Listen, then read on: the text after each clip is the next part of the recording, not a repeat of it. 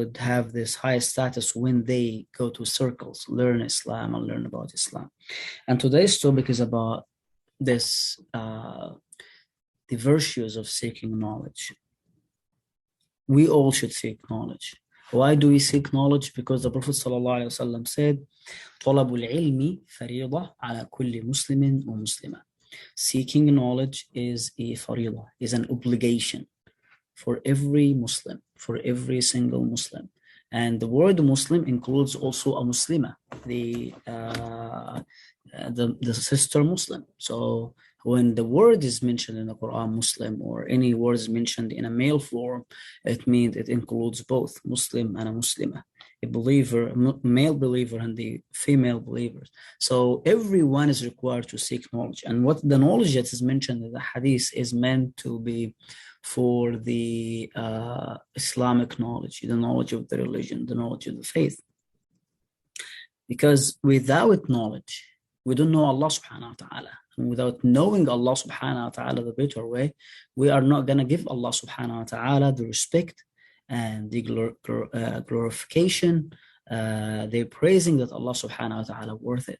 That's why Allah subhanahu wa ta'ala said in the Quran, إِنَّمَا يَخْشَى اللَّهَ مِنْ عِبَادِهِ الْعُلَمَاءِ. Indeed, those who fear Allah subhanahu wa ta'ala, only those who fear are the scholars, are those who have knowledge, those who are knowledgeable. Innama is a term in Arabic that is used to make it exclusive. So it means exclusivity. So it is exclusively the khashya in its perfect way is exclusively for the scholars and the knowledgeable people of the religion who knows Allah better. As well, Allah subhanahu wa ta'ala didn't ask us to just say the shahada, just say la ilaha illallah. We should say it, yes, to be Muslims, but Allah subhanahu wa ta'ala didn't ask us just to say it, but Allah subhanahu wa ta'ala said, فَاعْلَمْ أَنَّهُ لَا إِلَهَ إِلَّا اللَّهِ. Know that there is no God but Allah subhanahu wa ta'ala.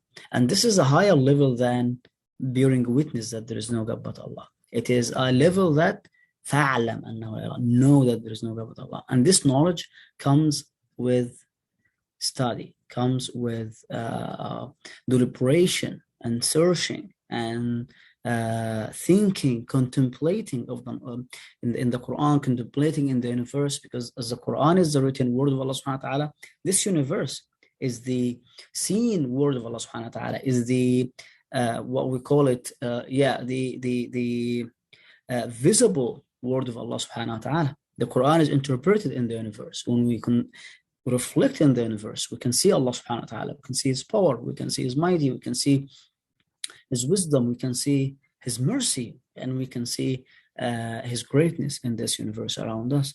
So knowledge is very important. And let's go to this this beautiful story of that monk. He is a Israelite monk, one of the monks of Banu Israel, one of the Israelites. He was worshiping Allah subhanahu wa ta'ala in a very perfect way. Like, he always praying. He's doing everything in a perfect way. He dedicated all his life to Allah subhanahu wa ta'ala. So he doesn't have time for himself. It doesn't, just everything is for Allah subhanahu wa ta'ala. He prays all the time. He has his own shrine. So he's there all day, just praying and worshiping Allah subhanahu wa ta'ala. And this is how we understand it. Just we need to worship and cut ourselves from anything else except from Allah subhanahu wa ta'ala. So one day his mom wanted something from him. So his mother called on him. His name was Jurayj. So his mom called on him, Ya Jurayj. He didn't respond. Ya Jurayj, he didn't respond. So she left. The second day also his mom wanted something from him. She called on him. He was praying. So all this time he's praying. He's not responding to his mom, not because he doesn't respect her, but he is praying. He's thinking that continuing praying day and night is more pleasant to Allah subhanahu wa ta'ala than obeying and serving the parents. So he kept doing that. The second day, the same exact thing happened. His mom called on him, but he didn't respond to his mom. He was just like, he was praying. He didn't cut his prayer because he thought that yeah, I have to obey Allah subhanahu wa ta'ala first, and I have to put prayer first. The third day, the same thing happened. His mom got angry, and his mom made dua against him. She said, Allahumma la tumithu hatta yara wujuha al-mumisat. Ya Allah, don't don't make him to die or cause him to die unless he see the faces of the prostitutes.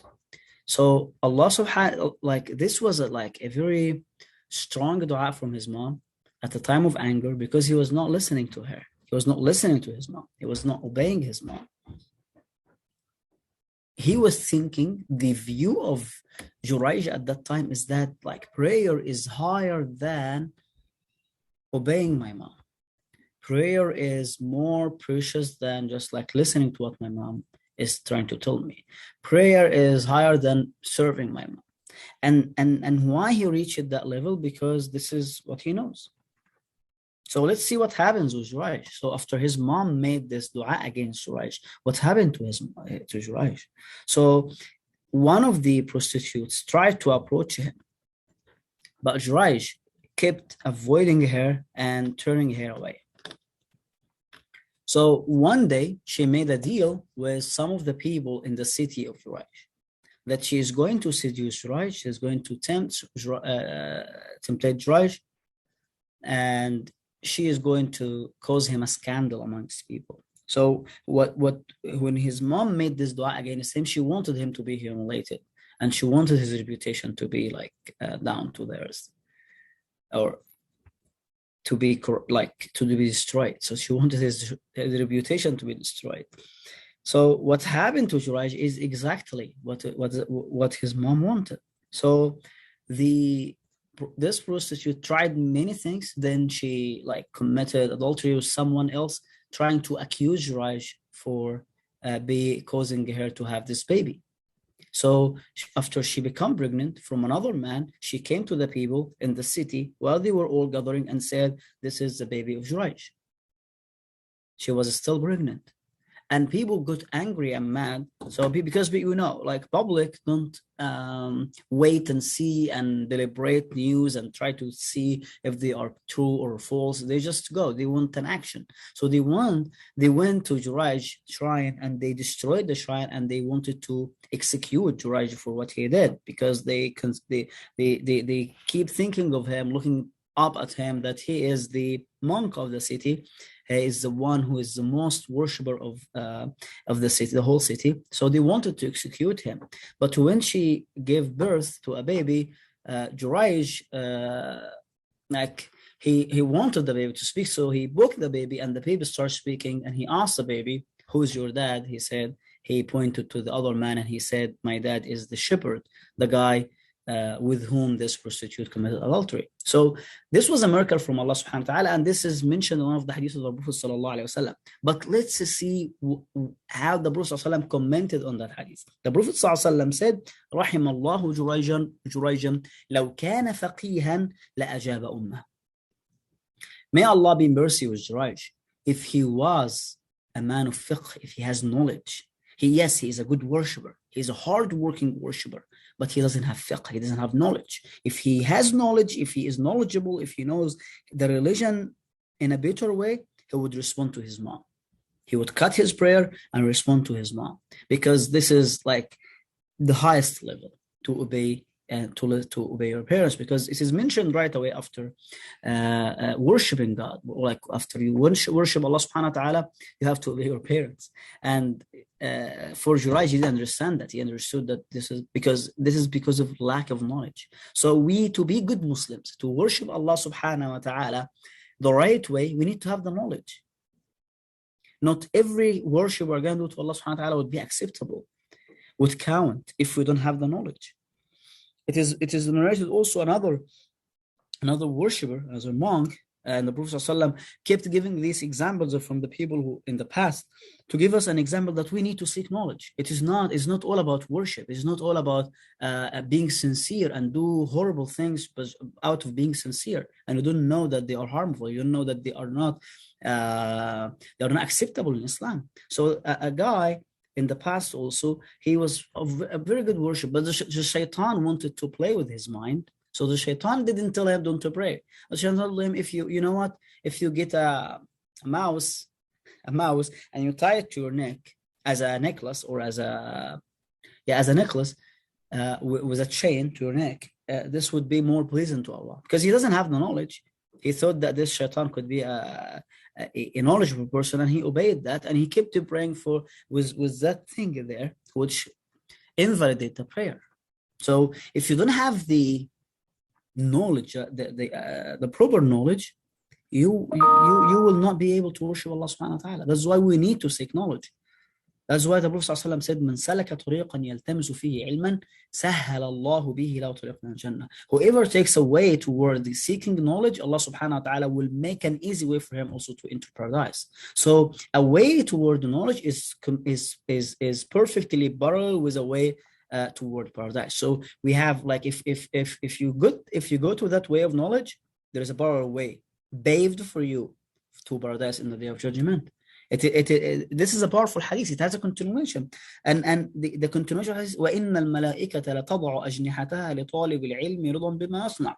As this seeker of knowledge going on a way, and the angels are on both sides of the way, doing what? تَضَعُ أَجْنِحَتَهَا, humble their wings, celebrating that guy who is going to seek knowledge, or that girl, or that women who are going to seek knowledge. They are celebrating that. They are respecting, putting their wings out of respect. Humble, being modest. Greeting that person who is going to seek knowledge. So the thawab and the reward and the honor of those who seek knowledge is huge. Then the hadith also continues with the Prophet sallallahu alaihi wasallam. وَإِنَّ الْعَالِمَ لَا يَسْتَغْفِرُ لَهُ من في السماوات ومن في الأرض حتى الحيتان في الماء. So the guy with knowledge, every single creature on the earth and every single creature in the heavens is making istighfar. They are asking Allah subhanahu wa ta'ala to forgive that person who is knowledgeable, to forgive that person who has knowledge. Even the fish in the sea, even any creature in the sea is making dua and istighfar and seeking forgiveness for that person who is seeking the knowledge. The hadith continues, وَفَضْلُ الْعَالِمِ عَلَى الْعَابِدِ كَفَضْلِ الْقَمَرِ لَيْلَةَ الْبَدْرِ عَلَى سَائِرِ الْكَوَاكِبِ. And the virtue, the greatness of a alim, of a knowledgeable person, of a scholar, of a knowledge seeker, over a person who is a worshipper. Like as the examples we just mentioned, worshipper is worshiping Allah subhanahu wa ta'ala like in a perfect way regularly. He prays like all the day. He fasts. He gives a charity. All this stuff is very good things. But the greatness of the alim who seeks knowledge over the person who is a abid, the good worshipper, is like the moon at the night, at the full moon over the other moons.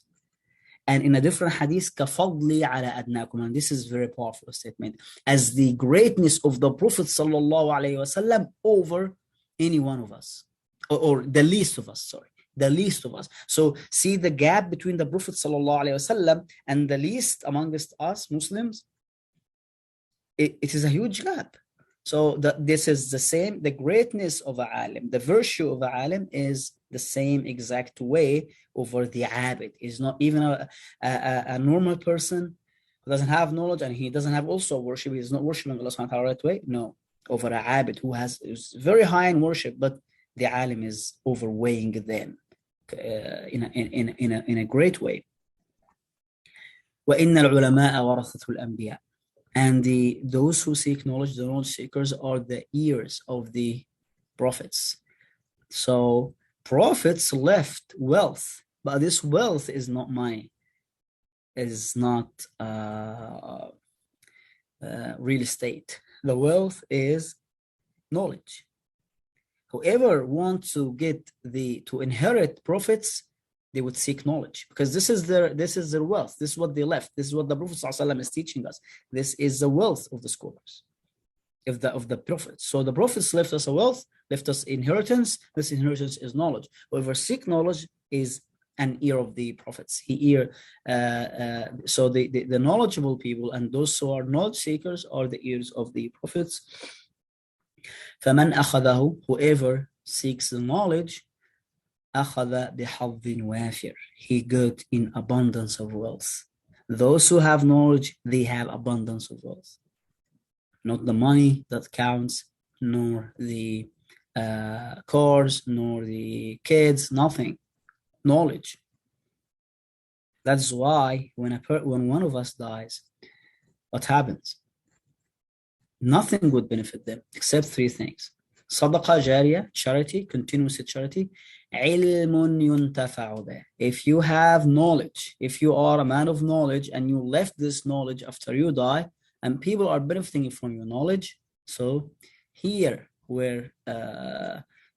what benefits you after you die. Nothing would benefit you. Nothing would help you after you die except of these three things. Amongst them is علم ينتفع به, knowledge, beneficial knowledge for people to learn from. So, saying all that, we know how knowledge is important for every single Muslim. It is very important. It's very virtuous. Like seeking knowledge in itself, it puts you in a higher level. Higher level not only in this dunya, but also for the hereafter. Allah subhanahu wa ta'ala would be pleased with you. Angels would be pleased with you. Every single thing, every single creature in this, on the earth or in the heavens would make istighfar for you, would make dua for you, would ask Allah subhanahu wa ta'ala to forgive you and give you dua. Listen to this verse. الذين يستمعون القول فيتبعون أحسنه أولئك الذين هداهم الله وأولئك هم أولو الألباب. So, what should knowledge do to us? Why do we need to seek knowledge? Because we need to worship Allah subhanahu wa ta'ala. And we cannot worship Allah subhanahu wa ta'ala without knowing how to worship Allah subhanahu wa ta'ala. And this is the knowledge that we need. We cannot just imitate people and do like as they are doing, and we think we're worshiping Allah subhanahu wa ta'ala. Not everyone knows what they are doing. Maybe they are imitating someone else who is doing it wrong. That's why Allah subhanahu wa ta'ala said, those who go listen, seek knowledge, follow the best of it. Seek knowledge, listen to it, and seek the best of it. Those are the ones whom Allah guided. Those are the ones who are truly guided. And وَأُولَٰئِكَ هُمْ أُولُو الْأَلْبَابِ, and those are the ones who has mind. Those are the ones who are mindful. Those are the ones who have intellect. أُولَٰئِكَ هُمْ أُولُو الْأَلْبَابِ. Those are the ones who are using their minds the way that Allah subhanahu wa ta'ala wanted them to use it. So this is and this is all related to the knowledge of Islam, the knowledge of the deen. Because like if you look at knowledge, we have the knowledge of dunya, whatever it is, whatever this knowledge is. So we have like psychology, sociology, medicine, these all like great and important science and knowledge. But this is going to make us survive this dunya. But what is the way? What is the level? What is the way? What is the the degree, the grade of this dunya if we compare it to the hereafter? Nothing. So this whole dunya is nothing. It's like a drop in a sea. It's like a drop in an ocean. The hereafter is the whole thing. This is the life. This is the real life. This is the hereafter. So we are accumulating knowledge here, and this is a very good thing. This is a very beautiful thing. I'm not saying don't do it, but at the same time, you are not doing even half of that seeking with the knowledge of Islam, with the knowledge of Deen, with the knowledge of the hereafter. What is going to benefit and what's going to count in the hereafter is the knowledge of our Deen. We need to learn our Deen. We need to learn our Islam, how to practice the Deen, how to worship Allah subhanahu wa ta'ala the right way. And this will make us successful in the hereafter. Yes, the life science, life knowledge is good to succeed in this dunya. But we are not created to succeed. We were not created to succeed in this dunya only. We are created to succeed in the hereafter and to make it to the Jannah. So that's why we need to seek the knowledge of the deen. We need to seek the knowledge of Islam. And we, as I said again and again and again, we seek knowledge to learn and to practice and to know how to worship Allah subhanahu wa ta'ala. So some people are seeking knowledge for something else. Yes, some people are seeking knowledge for other reasons and other purposes. One of them is to show off.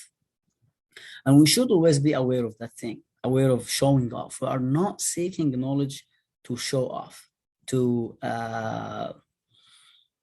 show people how knowledgeable we are, how smart we are. This is something dangerous and destructive for the person himself and for the community. The worst amongst people are the worst of the ulama, of the scholars, those who have knowledge, but they learn knowledge and they do speeches and they do courses, do classes, do circles just to show off their abilities, to show off their knowledge, and to this kind of knowledge is not a guiding knowledge at all. That's why the Prophet ﷺ warned all of us. من تعلم العلم ليباهي به العلماء ويماري به السفهاء ويصرف به وجوه الناس إليه أدخله الله جهنم. Whoever seek knowledge to show off in front of scholars, or to argue with foolish, or to attract people's attention to them, Allah subhanahu wa ta'ala will admit them to the hellfire. This is a severe punishment and severe statement from the Prophet sallallahu alaihi wasallam that warns every one of us. Yes, we must seek knowledge. We have to, but we have to watch our intentions the whole time.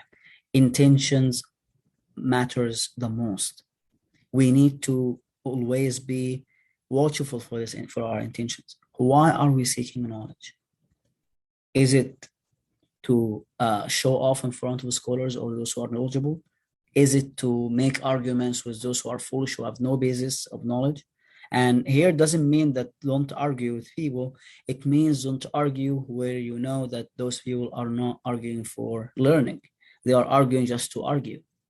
But if your argument is beneficial in a way that people are waiting to be convinced with something that is and appeals to them, yeah, go ahead and argue. But if the argument is just like a foolish argument that is going to take you nowhere except for argument, it's just like a debate, endless debate about things that you have no common ground on, don't go through these arguments. Or don't learn knowledge to attract people to you. Say, oh, look, he has knowledge, let's go learn from them. If this is your intention also, it is destructive intention. And this would cause you, instead of getting all these virtues we're talking about knowledge, a person would be admitted to the hellfire. So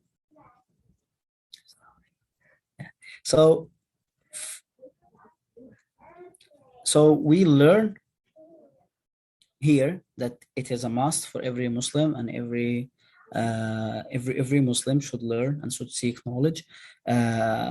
We learned how many hadiths and how many verses from the Quran is talking about this virtue. Also, we learned how we have to be watchful for our intention. Why are we learning this knowledge, and why are we seeking knowledge? Just I want to conclude with that there are etiquettes and there are things that we need to keep in mind when we are seeking knowledge. First of them is questioning. The best way to seek knowledge is through questioning. Ask questions all the time. If you don't ask questions, there are two ways why people don't ask questions. Either people are shy to ask questions, or people are arrogant. And the Prophet ﷺ said, يضيع العلم بين شيئين الكبر والحياء. So arrogance and being shy. So if you are arrogant, you're not going to ask because you don't want to seem like you don't know or ignorant. And also if someone is shy, he's not going to ask, or she's not going to ask, and just going to stay without having the knowledge that they are lacking. So we all lack knowledge. We all have less command of knowledge. So we need to ask, so we learn more. The second thing is to have like a paper and a pencil or a pen to write down what you learn. This is the only way you can learn. But just listening, you're gonna forget. You need to listen and write down so you can learn and keep this knowledge for long times. Um, Also, there should be a teacher for knowledge. So some people go directly to books and read from them, and this is good to read. We have to read, but there should be a teacher or a mentor, because there are many books that they are having like technical terms that you need to know what these terms mean. What like this needs more explanation, more uh, thorough reflection on what they mean by that, what those scholars mean, the context where those scholars live. This is why you need a teacher who is familiar with these works, and you start going in these books through these books with a teacher or with an ustad, as we call it. So this is mainly what we need. And also, before all that, you need sabr, you need patience. You must be patient. Knowledge is a long way that takes you from cradle to grave. So we never get enough knowledge, and it has never been late to start. So you start whenever you start, but don't stop, and be patient, because it takes time. It is a long way that you need to take. So we must be patient, and you must endure seeking knowledge. And I would end with this story, that one of the great scholars, he was approached by one of the students who wanted to seek knowledge with them. So he invited him to meet with him at one of the river banks at their city. And once the student arrived, so the scholar took him, and they went to the bank of the river, close to the water, and he asked him to look at the water. So the scholar took his head and put it in the water. So that student was about to die. Like he lost his breath and he was about to die. So he get him out, and he asked him, what was the most thing that you needed when your face was in the water? He said, to breathe air. He said, if knowledge is not for you, important to you, the same as this, like one breath, so you're not going to seek knowledge. So that's why you need to be patient and have endurance during the journey of seeking knowledge. So it is not a one time, two times, even a year journey. It is like a life journey. So we need to take it with patience, and we need to be serious about it. Otherwise, we're not going to benefit from it. So now I open the floor if you have any questions. If not, we are gonna conclude by that, and see you inshallah next Tuesday. So if you have any questions, do you have any questions?